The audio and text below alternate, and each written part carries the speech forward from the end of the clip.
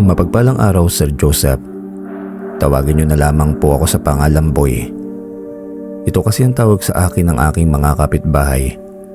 Pero ang kwentong ibabahagi ko sa inyo ay kwento ng aking lolo, si Lolo Gibo.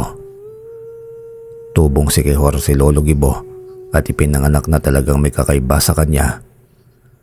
Naabutan ko si Lolo Gibo noong nasa edad 10 taon ako at naikwento niya sa akin ng lahat ng mga naging karanasan niya sa aming probinsya. Taong 1962 nangyari noon, Sir Joseph. Ayon pa nga kay Loloy, may mangilan-ngilan pang mga sundalong Hapon noon sa mga kabundukan. Pero ang kwentong ibabahagi ko sa inyo ay kung paano tinalo ni Lolo Gibo ang isang napakalaking grupo ng mga aswang gamit ang kanyang angking kakayahan at anting-anting. Hindi ko maaaring banggitin dito ang mismong pangalan ng anting-anting ni Lolo sa kadahilan ng siya mismo'y ayaw na ayaw pa noong sabihin yun sa akin. Masyado raw itong delikado kung malalaman ng ibang mga antingero rin.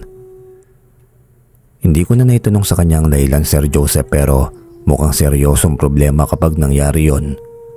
Ibig sabihin, si Lolo lamang ang natatanging antingero na nakakaalam ng lihim na yon. Siguro naituro ito sa kanya ng kanyang mga ninuno at ayaw na ayaw ipaalam sa iba. Ilalagay ko po sa point of view ni Lolo Gibo para mas maintindihan ng ating mga listeners ang kanyang kwento. Taong 1960, binata pa ako nito. Nagiinuman ng tropa nung araw na yon nang mapadaan ako at yayain nilang humarap sa kanila. Masaya kami sa ganoong uri ng buhay. Tatlo lang kami ni Herdy at ni Bergie na madalas magkasama sa kahit nasaan. Sinubukan ako noon ni Bergie sa isang bagay na talaga namang ikinatawa ko na lamang. Dahil nga hindi nila ako kayang patumbayin sa inuman, may naisip silang paraan para ako ay malasing. 3 galon ang naroon sa tabi nila nang yayain nila ko. Umpisa pa lamang ay alam ko na mayroong plano ang dalawang kaibigan ko, pero hindi ko pa matukoy kung ano yon. Hanggang sa napansin ko na ibang galon ng tuba ang iniinom nila at iba yung sa akin. Kaya naisip ko na peking tuba o may halo ng tubig yung sa kanila at hindi na gaanong nakakalasing. Pero natawa na lamang ako sa pagkadesperado nilang talunin ako. Sinakyan ko na lamang sila sa trip nila. Uminom ako ng tuba hanggang sa maubos ko ang 1 galon. Takan-taka ang dalawa dahil kahit na hindi naman puro yun sa kanila, ay mas nauna pa silang malasing kaysa sa akin. Paring Gibo, ano ka ba talaga? Biruin mo, kanina pa tayong umiinom pero ikaw parang kararating mo pa lang. Oo nga naman, Gibo. Bakit ba kahit na anong gawin naming pagkondisyon sa sarili namin, hindi ka namin mapatumba sa inuman? Segunda naman ni Herdy sa mga unang sinambit ni Bergie. Alam nyo kasi, Bergie at Gibo, may kulang pa sa inyo eh. Sabi ko naman habang nakangiti lang sa kanila. Sabay pang dalawa na nagtanong kung ano raw ba yung kulang sa sinasabi ko. Kulang pa kayo sa lakas. Sabay tawa ko na lamang sa kanila. Kamutulo ang dalawa hanggang sa natawa na lamang din. Alam kasi nila na talagang hindi sila uubra sa akin pagdating sa inuman. Hanggang sa nag-iba na ang ihip ng hangin. Alam ko na ang kasunod na mangyayari kapag ganito ang aking naramdaman. Dali-dali kong sinabihan ng dalawa na umuwi na sila dahil mayroon na namang kalabang nagbabadya. Para sa inyong kaalaman, ako kasi ang tumatayong tagapagbantay ng maliit naming pook. Lalo na sa mga nilalang na hindi naman namin imbitado. Mga nilalang na ang hangad lamang ay maghasik ng lagim sa aming baryo. Pero tulad ng inaasahan, yung dalawa kong kaibigang lasinggero, ayun at nais na namang sumama sa akin katulad ng mga nakaraan. Tuwang-tuwa kasi kapag ako'y napapalaban sa mga nilalang ng dilim. Oo, at delikado ang ginagawa ko. Pero wala naman silang takot lalo na kapag kasama ako sa ganitong uri ng kumbate. Minaamoy ako't naramdaman ng sandaling yon, kaya naman inihanda ko na ang aking magiging pangontra sa kanila. Sa totoo lamang, madalang akong gumamit ng mga bagay-bagay na panglaban sa mga nilalang ng dilim. Madalas na ginagamit ko lamang ang aking lihim na karunungan katulad ng tigalpo at sa tagabulag. Tapos ang kamao ko na talaga namang kakaibang likas na puwersa na parabang naggagaling pang lakas sa ibang dimensyon. Basta hindi kayang ipaliwanag sa isang salita lamang ang lakas kong sumuntok. Heto na nga. Sumunod sa akin ang dalawa patungo sa isang malaking puno ng balete na matatagpuan lamang doon mismo sa puok namin. Madalas ako ritong tumatambay dahil narito yung mga kaibigan kong hindi nakikita ng mga normal na mga mata ng tao. Hindi naman sila mapanganib ng mga nilalang dahil mababait sila at ni minsan ay hindi nila ginalaw o pinakialaman ng mga tao sa lugar namin. Basta sinasabihan ko lamang ang mga kapitbahay na huwag bababuyin o sisirain ng nasabing puno para na rin sa kanilang kaligtasan. Doon nga namin inabangan ng mga kalaban na kanina kong naramdaman. Kakaiba ito. Hindi ko maaaring maliitin sa kadahilan ng mayroon akong nararamdaman na napakalakas na enerhiya sa paligid. Ilang sandali ang lumipas ay gulat na gulat ang dalawa sa biglaang paglitaw ng isang nilalang na napakalaki. Hindi makikitang mabuti ang kanyang katawan at itsura pero sa wangis nito'y maaaninag mo siya sa dilim. Siguro'y halos kasing laki ito ng 5 pinagsama-samang kalabaw.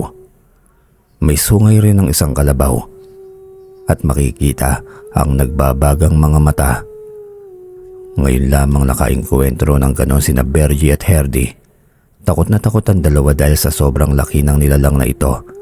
Lalo pa silang nanginig sa takot nang sabay silang takutin ng nilalang at iniangat sa ere. Naihipa sa salawalang dalawa sa takot na kayang-kaya sila nitong pisatin ng walang kahirap-hirap. Gibo, tulungan mo kami. Ayoko pang mamatay. Takot na sambit ni Bergie. Gibo, ayoko nang sumama sa iyo sa susunod. Sana kung may susunod pa. Segunda naman ni Herdy.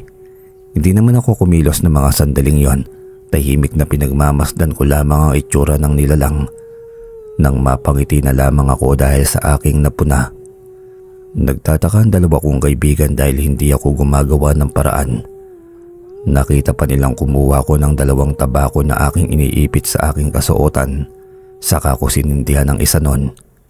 Simple lamang ang ginawa ko, sabay tumawa ng malakas. Naguguluhan ng dalawa sa aking inaasta ng mga sandaling yon. Hanggang sa magsalita na nga ako. Balaw, ang tagal mong hindi dumalaw rito ah. Oh, eto, magbisyo ka muna. Sambit ko sa nilalang sabay hagis ng tabako sa kanya.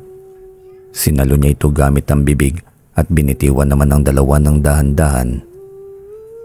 Pahiram nga ako ng panindi kaibigang Gibo. Bigla pa nitong sabi. Tumawa ng malakas ang nilalang na yon sabay sabi ko sa 2 kaibigan.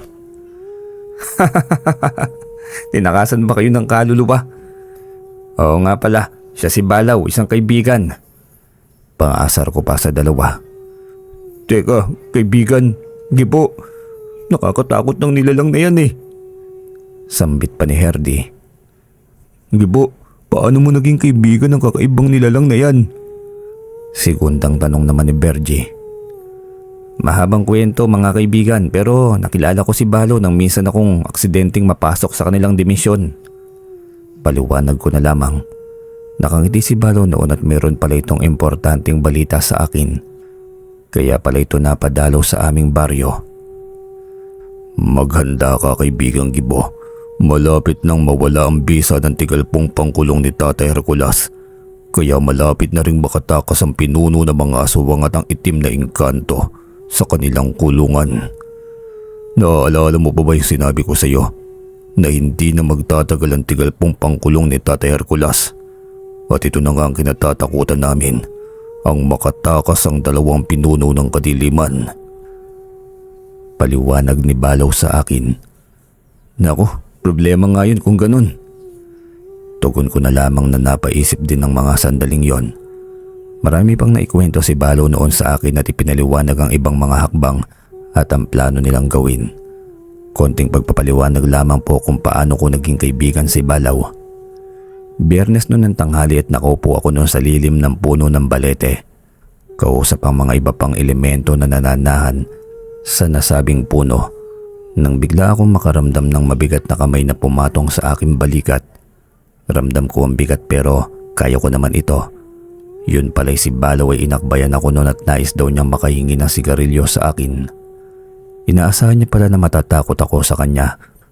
Pero nagulat na lamang ito nang makita niyang normal lamang ako sa aking pagkilos at binigyan pa siya ng sigarilyo.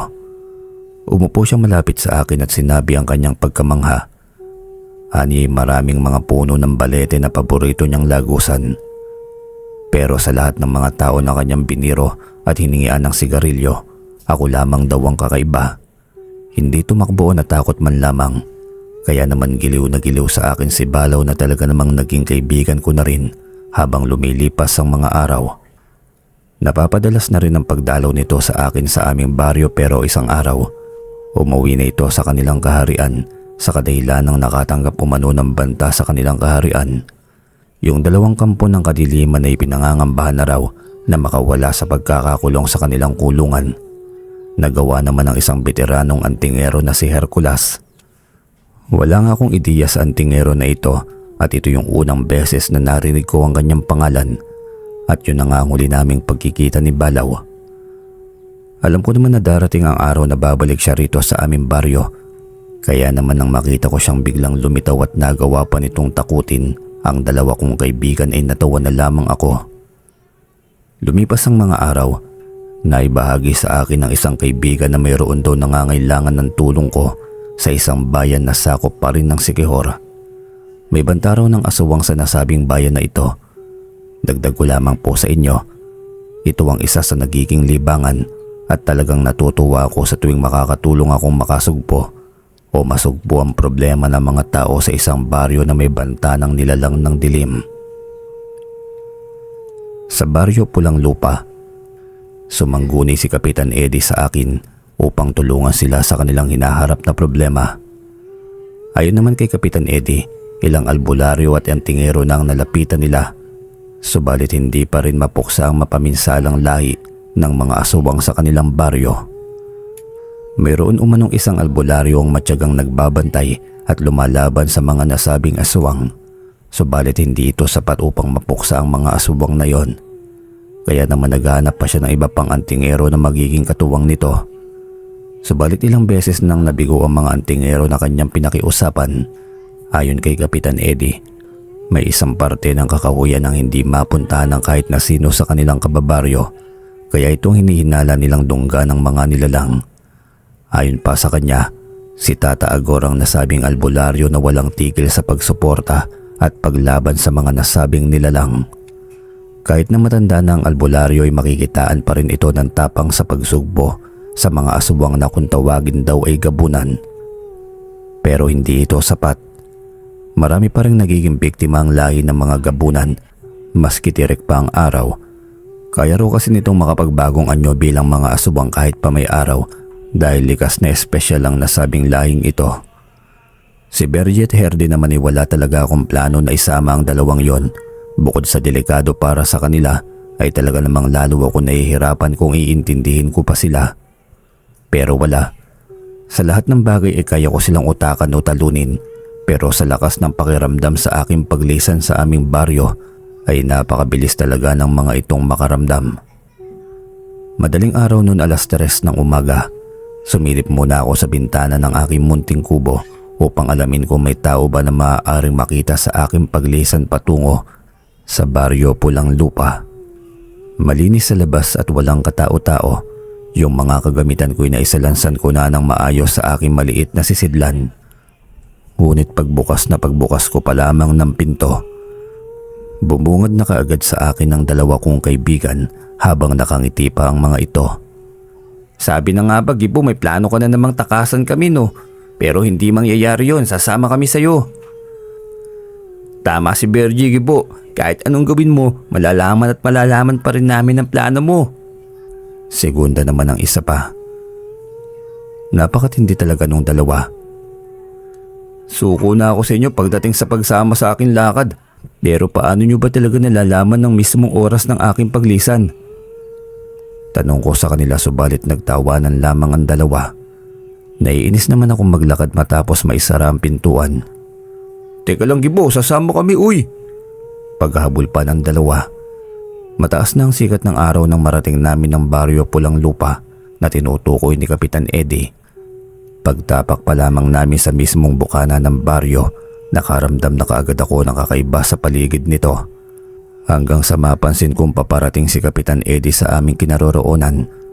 Nakangiti ito na para bang may nakita itong pag-asa sa kanilang kinakaharap na problema. Gibo, mabuti naman at hindi mo kami binigo. Alam kong hindi mo kami matitiis eh. Tara na't kumain muna kayo sa bahay. Alok pa ni Kapitan Eddie. Nang makarating kami sa bahay ni Kapitan Eddie, napansin ko mas lalong lumakas ang mabigat na aura na aking naramdaman. Si Herdy at Bergie naman ay namamanghang nakatitig lamang sa isang direksyon at napakamot na lamang ako ng ulo ng matanaw ko kung ano ang kanilang tinititigan. Mayroong 3 kalalakihan ng lango sa alak na nagiinuman sa tapat ng tindahan doon. Nagkatitigan pa ang 2 na alam ko ang nasa isipan ng mga ito. Hoy, Herdy, Bergie, baka naman maaari muna tayong tumuloy sa bahay at makakain man lamang sandali. Pakli ko naman sa kanilang 2. Nagngitian naman ang 2 kaya naman napabuntong hininga na lamang ako hanggang sa makapaghanda na ng hapunan ng asawa ni Kapitan. Isang masarap na salo-salo ang aming natapos ng hapon na yon. Wala naman akong naramdaman sa loob ng tahanan ni Kapitan Eddie kaya naman alam ko sa sarili kong ligtas ang aming hapunan. Ang 2 kaibigan ko naman ay talagang sakit lamang sa ulo ang dala-dala. Biruin mo kahit wala naman kaming daladalang pera ay kumuha ng alak sa tindahan at sinabi pang ilista na lamang umano kay Kapitan. Napakamot na lamang ako ng ulo ng mga panahong yon pero si Kapitan ay sinabing ayos lamang daw sa kanya ang ganon. Pakonsuelo na lamang umano sa aming handang ialay ang buhay para sa kanyang nasasakupan. Kaya naman ang mga mokong ay tuwang-tuwa na naman. Siyempre di tayo papahuli. Sasabay tayo sa kasiyahan ng 2. Hanggang sa naging maayos naman ang nagdaang gabi na yon at lumipas pa ang 1 linggo. Pero isang araw, humahangos na nagtungo ang isang matandang lalaki. Nakaramdam ako kaagad ng kakaiba sa matanda pero isinantabi ko na lamang muna. Siya ang albularyong tinutukoy ni Kapitan Eddie. Ano hong sa atin, Tata Agor? Bungad ko kaagad sa kanya na halata sa mukha niyang nagulat ito. Maging si Kapitan Eddie ay nagtaka rin sa kadahilan ng hindi pa naman niya naipakilala sa akin ng matandang albularyo. Gibo, paano mo nalaman na siya si Tata Agor? Hindi mo pa naman siya nakikilala. Tanong ni Kapitan. Simpleng bagay lang ho yun, Kapitan. Kahit si Tata Agor, malamang sa malamang ay alam ang formulas na ginamit ko para sa pagkakakilanlan niya. Sabi ko sabing ngiti sa matanda. Napatango na lamang ito at ikinuwento ang kanyang naranasan. Kapitan, hindi na maganda ang nangyayari. Nahihinuha ko. Mayroong mangyayaring hindi maganda ngayong gabi. Sambit pa ng matanda. Sa totoo lamang ay yun din naman talaga ang nararamdaman ko noong mga sandaling yon. Parang ibinubulong sa akin ng hangin ng hindi magandang kaganapan. Gibo, maganda tayo. Hindi pa nagkamali si Tata Agor sa kanyang mga babala. Ganun siya kahusay. Sambit ni Kapitan. Napatango na lamang ako sabay sulyap. Sa nooy hinihingal pa sa pagpaparitong matanda na si Tata Agor. Nakita ko sa mukha nito ang pagod. Subalit mayroong bumabagabag sa aking hindi ko pa rin maipaliwanag. Mayroong kakaibang dahilan ng aking nararamdaman. Ipinagsawalang bahala ko na lamang muna yon at saka na ako tumungo sa loob ng aming silid upang maghanda ng aming gagamitin sa nalalapit na sagupaan. Ayon pa kay Kapitan Eddie, si Tata Agor umano ay sasama sa amin mamaya. Malaki raw ang may tutulong nito sa amin kung sakali mang makaharap namin ang mga nilalang ng dilim. Iho, napakabata mo pa. Sigurado ka bang kaya mong harapin ang mga aswang nagabunan? Dudang tanong ng matanda dahil sa aking edad. Hindi ko may papangako yan, Tata Agor, pero gagawin ko ang aking makakaya. May pagtanggol lamang ang baryo Pulang Lupa. Sana lang ay hindi ka matulad sa mga albularyo at antingero nitong mga nakaraan. Huwag ho kayong mag-alala, Tata Agor. Kung sila'y nalinlang ng isang mabulaklak na pananalita, ibahin niyo ho ako. Makahulog ang tugon ko pa sa matanda. Tinapik lamang ako nito sa balikat, sabing mag-iingat daw ako sa mga nilalang ng dilim dahil lubha raw silang mapanganib. Makalipas naman ng ilang sandali, lumatag na ang dilim sa kapaligiran. Sina Bergie at Herdy naman ay nakahanda na naman sa pagsama sa akin noong mga sandaling yon. Himalangat hindi sila uminom ng alak. Nakahanda na ang lahat kasama sina Kapitan Eddie at ang mga tanod niya, kasama sina Bergie at Herdy maging si Tata Agor.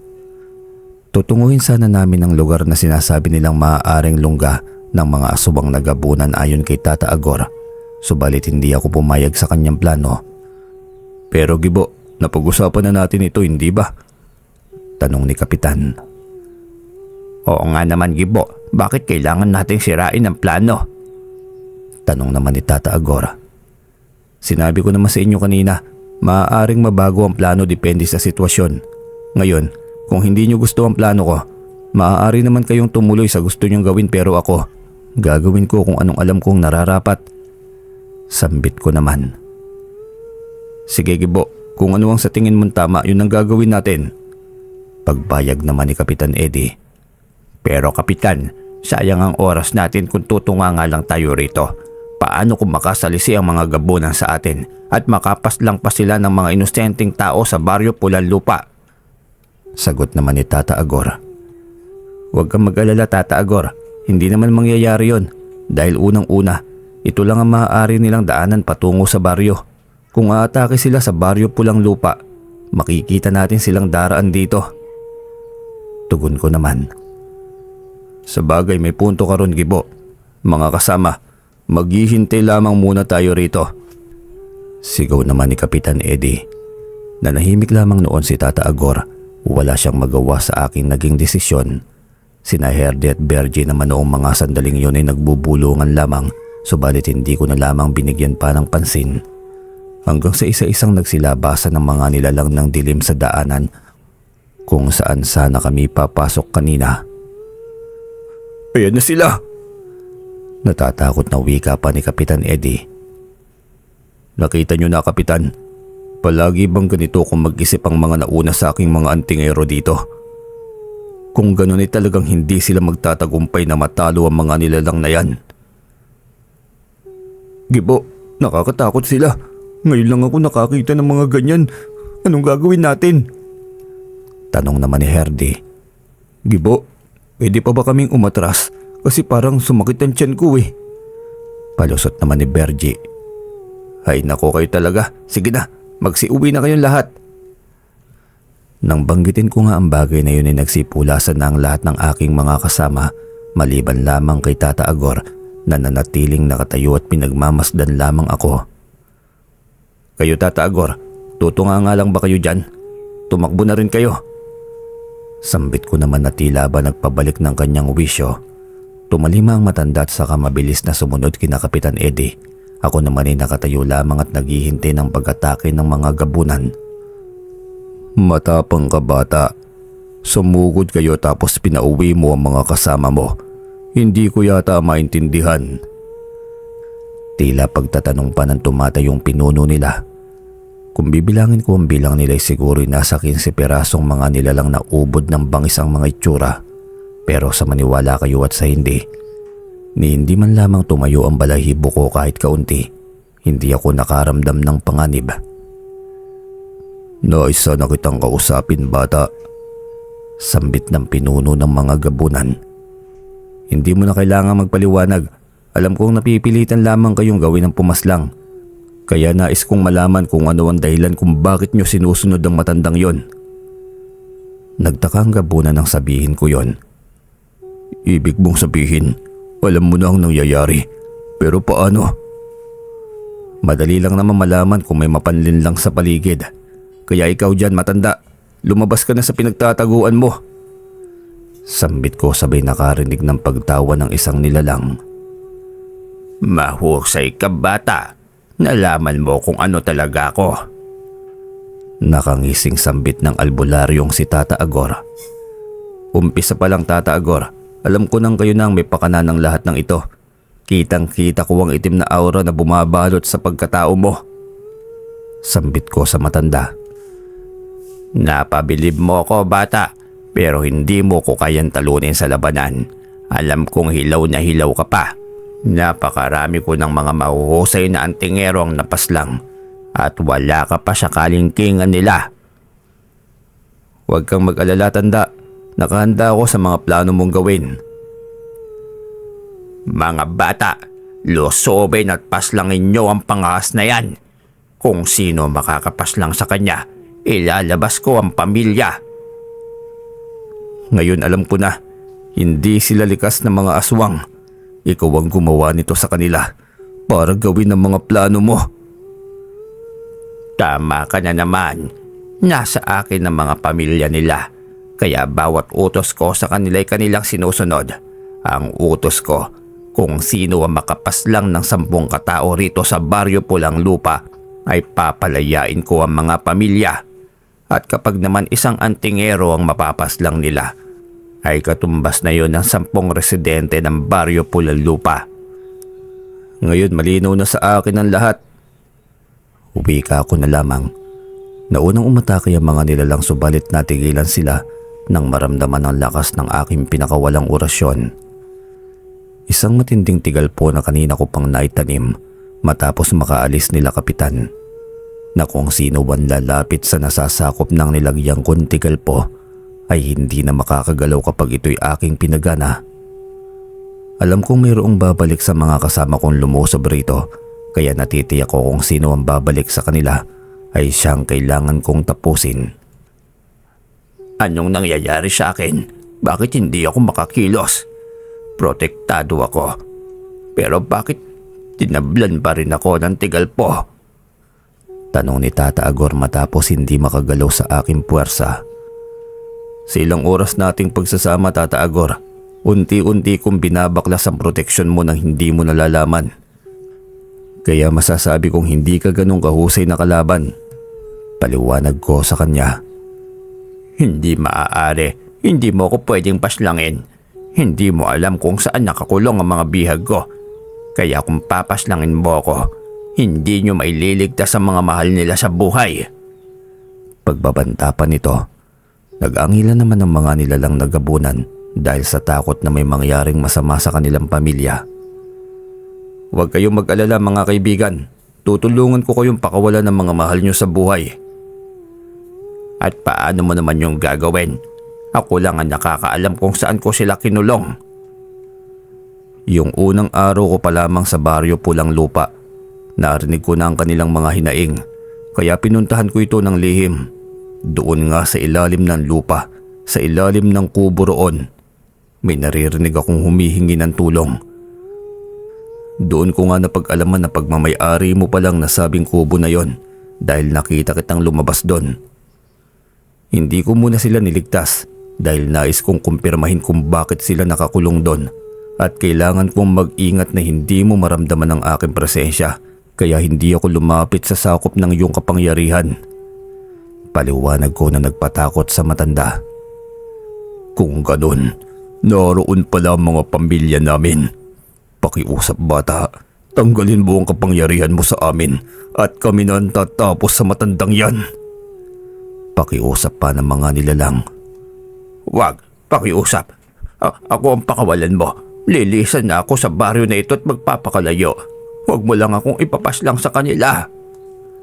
Natatakot pang sambit nito, pero dahil sa alam ko na ang kanyang karakas, ay hindi na dapat pang pagbigyan ng ikalawang pagkakataon ang mga katulad nitong mga nilalang. Alam ko na gagawin pa rin nito ang ganitong kasamang bagay kung pagbibigyan ko pa siya, kaya naman tinupad ko na lamang ang kagustuhan ng mga aswang na sa tingin ko naman ay hindi totoong mga gabunan. Mga normal na aswang lamang sila nagawa ng pangyayanggaw at ang karunungan mula sa kaliwa na ginamit sa kanila ni Tata Agor. Wala na nga nagawa pa ang bulaang albularyo nang salakayin siya ng mga ginawa niyang mga halimaw. Kaya naman nang matapos ang mga ito sa kanilang paghihiganti, nagpasalamat sila sa akin at naikwento pa nila kung ano ang madalas na sabihin ni Tata Agor sa kanila. Ani pa nila, paghihiganti umano ang dahilan ng matanda kung bakit nilinlang nito ang buong Baryo Pulang Lupa. Noong bata pa umano si Tata Agor, hinatulan ng kamatayan ng kanyang buong pamilya. Sinunog ng mga taong bayan ng masaya nilang pamilya. Kahit na totoo naman ang bintang na sila'y pamilyang aswang, pero ni minsan daw ay hindi sila nanakit o pumaslang ng mga tao. Kaya ganun na lamang ang galit ni Tata Agor na magkaisip ito matapos siyang itago ng kanyang ina sa ilalim ng kanilang kubo na ginawa upang maitago ang mga bata sa ganong sitwasyon. Subalit ang apat na nakatatandang kapatid ni Tata Agor ay kasama sa mga sinunog ng buhay ng taong bayan. Tanging sigaw na lamang ng buong pamilya niya ang naririnig niya habang nangangatog ang tuhod na nakasiksik sa ilalim ng lupa na may lagusan patungo sa kabila hindi kalayuan sa kanilang kubo. Kinabukasan nga na mapag-isipan itong magpakalayo-layo at magsimula ng panibagong buhay, subalit hindi nawala sa kanyang alaala ang ginawa ng mga taga-baryo Pulang Lupa. Hanggang sa nagkaroon ng pagkakataon na makapaghiganti sa mga tao sa baryong ito at magpanggap na tumutulong upang hindi mapaghinalaan. Subalit nagkamali siya ng pangmamaliit sa aking kakayahan dahil mayroon akong espesyal na katangian na hindi ko pa nilalantad sa kahit na sino man. Samantala, matapos ngang mailigtas ang baryo Pulang Lupa at makapagpasalamat ng mga taga roon ay umuwi na kami ni na Bergie at Herdy sa aming baryo. Grabeng paglalakbay yun, Gibo. Kailan kaya may susunod na laban? Tama si Bergie, Gibo. Basta sa mga susunod mong laban, nandito lang kami ah. Segunda naman ni Bergie sa naging salita ni Herdy. Kayo talagang dalawa. Kailan ko kaya kayo matatakasan kapag may misyon ako? Napakalaking sagabal nyo kasi. Nangaasar ko pantugon. Saka maiba nga pala ako. Natatandaan ko hindi naman ganun kabigat ang mga daladala natin nung nagtungo tayo sa baryo Pulang Lupa ah. Bakit parang hirap na hirap kayong buhatin ng mga daladala nyo? Tanong ko naman nang mapansin kong may kabigatan pala ang daladala ng dalawa sa kanilang may kalakihang bag. Nagtawanan na lamang ang mga ito hanggang sa naglabas na lamang ng ilang bote ng lampanog itong si Herdy at Bergie. Siyempre, alam namin na ito ang gusto mo, Gibo, kaya nagbaon kami. Sabay tawa pa ng dalawa. O ano pang hinihintay nyo? Tara na sa pwestuhan. Tugon ko pa. Nagtungo na nga kami sa aming palaging tambayan hanggang sa katulad na naman ng araw-araw naming ganap. Lasing na naman ng dalawa habang ako naman ay parang wala lang. Iniwan ko na ang mga ito at umuwi na ako ng bahay. Madalas ko namang gawin yon dahil sa alam kong ligtas naman sila sa aming tambayan. Kinakargahan ko kasi ito ng pangontra sa mga masasamang gawa, maging sa mga elemento man o kahit na sa mga tao. Lumipas ang ilang buwan, nagpakitang muli si Balaw sa akin at sinabing nangyari na ang kanilang kinatatakutan. Nakatakas na umano ang dalawang nilalang ng dilim na siguradong mag-aasik ng lagim sa sambayanan. Bali puputulin nga po pala natin dito yung kwento. Hindi ko po may papangako kung gaano katagal po o gaano kahaba yung kwentong ito, kung ilang parte po yung mangyayari o magagawa natin. Kasi napakahaba po talaga kung susubahin ng ating sender. Yung sender nga pala natin ay minsan ko nang nakadaupang palad at naikwento niya sa akin ito. Napakaganda talaga ng kwento nito hanggang dulo kaya sana'y tapusin po natin. Yun lamang at hindi kaya ng powers natin na isang bagsakan kasi napakahaba po talaga. Nais ko lamang pong malaman yung mga komento nyo sa kwento nating ito, kung ano po yung masasabi nyo. Nais ko lang po malaman kung ano po yung naging reaksyon o ano po yung tingin nyong mangyayari sa pinakadulo o sa mga susunod na bahagi ng kwento. Yun lamang po. Magkita-kita tayo sa comment section at mag-subscribe na rin yung bago pa lamang sa channel na ito.